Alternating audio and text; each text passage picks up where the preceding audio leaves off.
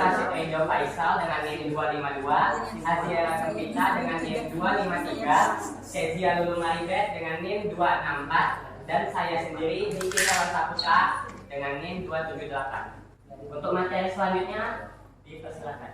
Yang pertama ada pengertian. Secara umum definisi karbohidrat adalah senyawa organik yang mengandung atom karbon, hidrogen dan oksigen, dan pada umumnya unsur hidrogen dan oksigen dalam komposisi menghasilkan H2O. Secara umum fermentasi adalah salah satu bentuk respirasi dalam lingkungan anaerob dengan tanpa aseptor elektrol eksternal.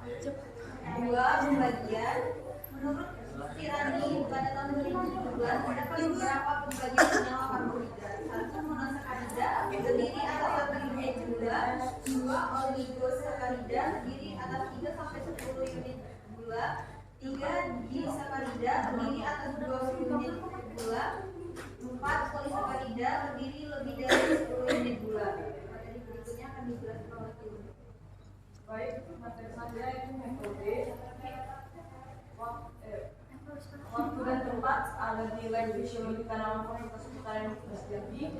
Bahan yang digunakan glukosa dan fruktosa, radioaktif ikan, enamol, dan aquades. Alat yang digunakan yaitu Erlenmeyer, aluminium foil, galon, water bed, tabung fermentasi, dan timbangan kilogram. Cara kerja yang pertama yaitu timbang radi sebanyak 1 gram, glukosa dan fruktosa sebanyak 3 gram. Masukkan semua larutan monosakarida, glukosa, fruktosa masing-masing 20 ml ke dalam sebuah Erlenmeyer dan telah diisi aquades. Kemudian tambahkan radi sebanyak 1 gram. Dan selanjutnya kocoklah sehingga terjadi suspensi. Biarkan sejenak pada suhu 30 derajat Celcius atau suhu kamar sehingga terbentuk CO2. Lalu tutup menggunakan balon Erlenmeyer yang sudah diisi tadi dan amati perubahan yang terjadi. Selanjutnya tambahkan NaOH ke dalam suspensi tersebut sehingga CO2 yang terbentuk gelap. Langkah selanjutnya itu lakukan cara 3-4 tanpa menggunakan ragi sebagai pelaku.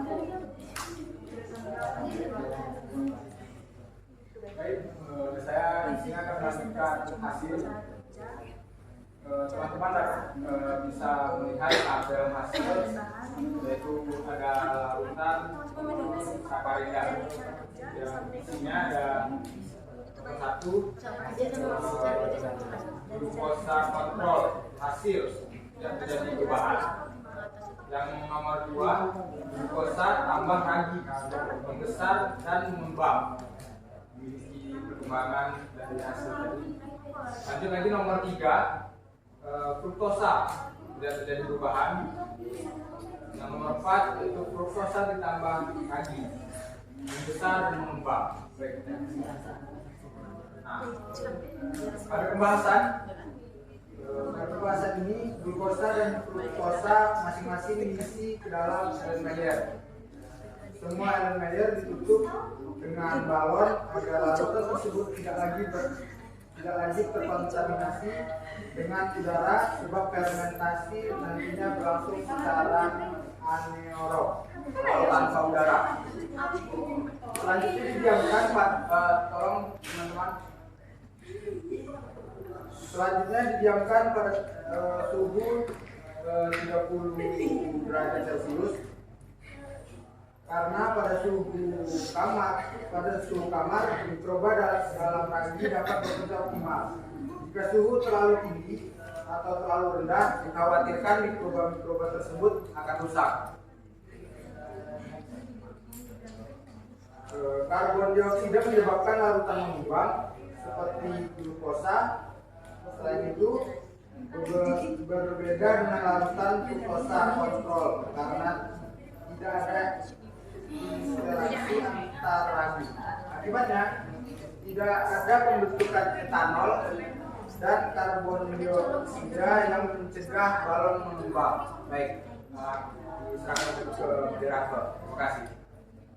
Untuk kesimpulan pada praktikum percobaan kajian ini, fermentasi yang telah dilakukan dapat dikatakan berhasil karena terbentuknya gelembung gas pada larutan, dan itu menandakan adanya gas yang terbentuk.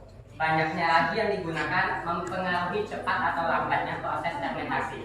Itulah presentasi dari percobaan peragian. Selanjutnya enzim